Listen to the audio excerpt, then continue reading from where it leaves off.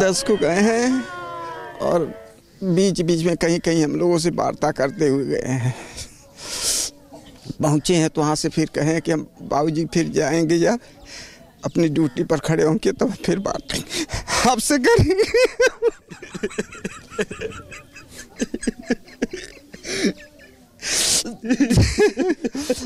दोबारा हम लोगों से वार्ता नहीं हो पाया उनसे। आप लोगों को सूचना कैसे? सरकार लड़के के बदले में अपने लड़के के बदले में कुछ नहीं मांगना चाहते, कुछ नहीं उनसे हमको चाहिए। Hello and welcome to Reporter's Diary. I'm Ritu Singh and the top story today. 37 CRPF Jawans have lost their lives after a suicide bomber rammed an SUV laden with explosives into their convoy in Pulwama district of Jammu and Kashmir. The bodies of the slain soldiers are being transported to their families. Among the dead are 11 from Uttar Pradesh. The others are from different states stretching from Jammu and Kashmir in the north to Assam in the east and Tamil Nadu in the south. Home Minister Rajnath Singh has visited the valley to pay homage to the dead and carried the coffins himself. Terror outfit Jaish-e-Mohammad has claimed responsibility for the attack, and the government has confirmed that the suicide bomber was a 22-year-old Adil Ahmed Dar. The situation in J&K is tense, with violence reported in parts of Jammu, and curfew has been imposed in some pockets. Now, the Cabinet Committee on Security met in the morning to discuss the Pulwama terror attack, and the meeting was chaired by the Prime Minister, that is Narendra Modi, and was attended by Home Minister Rajnath Singh, Finance Minister Arun Jaitley, External Affairs Minister Sushma Swaraj, and Defence Minister Nirmala Sitharaman. Top security officials are learned to have made a presentation on the incident and the overall security situation in Jammu and Kashmir. Addressing the media after that crucial meeting, Finance Minister Arun Jaitley announced the decision to withdraw the status of the most favoured nation to Pakistan. He also talked about India's plan to isolate Pakistan in the global community. Later, speaking at another event, Prime Minister Modi said that the security forces have been given complete freedom to retaliate. हमारे उन दुश्मन हमारे पाकिस्तान के बैठे हुए लोग ये भली भांति समझ लें, आपने जो रास्ता अपनाया है, आपने अपनी बर्बादी देखी है। हमने जो रास्ता अपनाया है, हमारी दिन दोगुना रात 4 गुना उन्नति भी दुनिया देख रही है। भाइयों बहनों, हमारे पड़ोसी उसके इस मंसूबे का देश के 130 करोड़ लोग मिलकर के जवाब देंगे, मुंहतोड़ जवाब देंगे। The Cabinet Committee on Security met under the chairmanship of the Honorable Prime Minister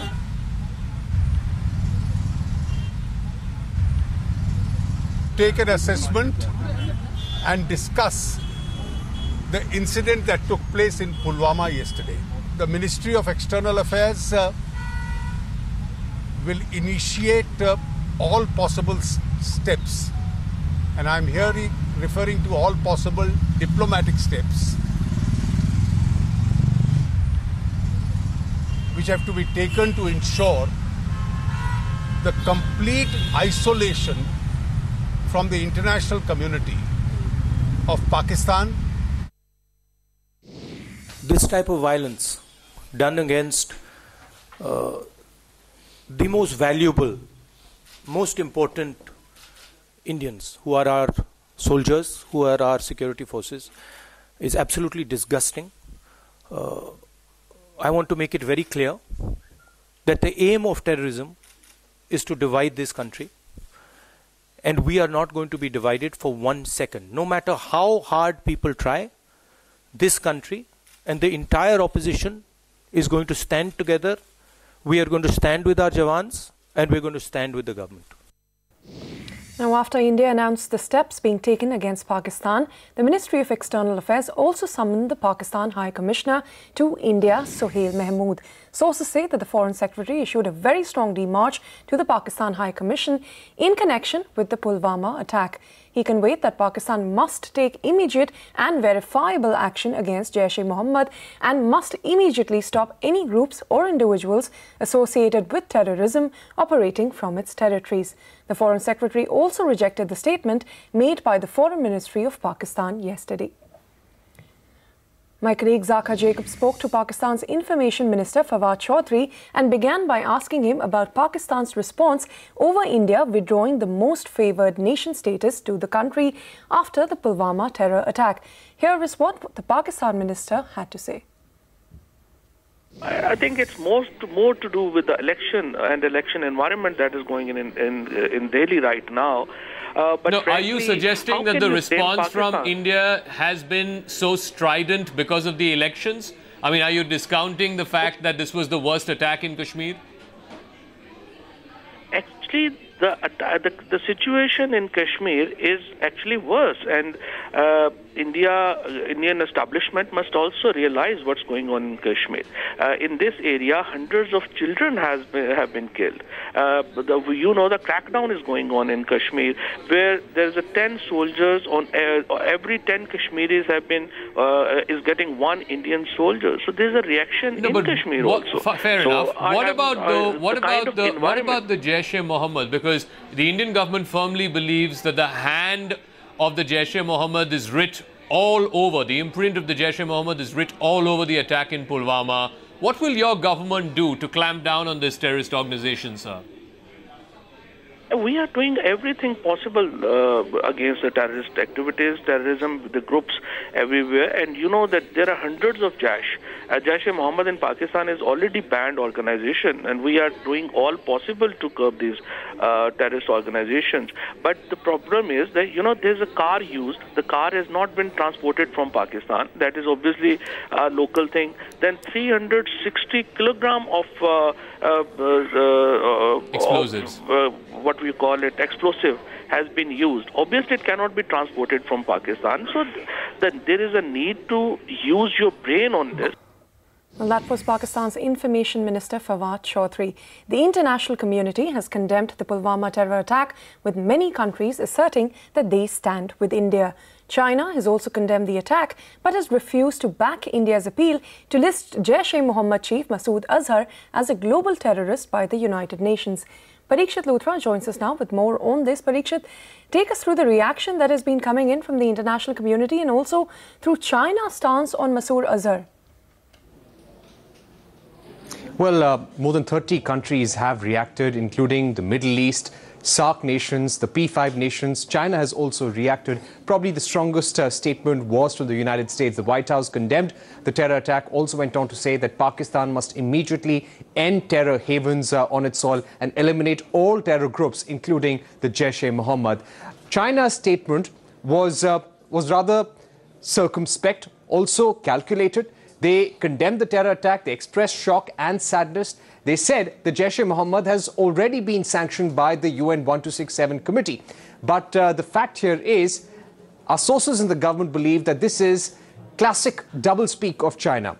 They are talking about the Jaish-e-Mohammad, which has been sanctioned for a long time. But the chief of the Jaish-e-Mohammad, Maulana Masood Azhar, has not been sanctioned. India has made at least 3 to 4 attempts to sanction this individual at the UN 1267 Counter-Terrorism Committee. All P5 nations, all countries have backed India's move, barring China.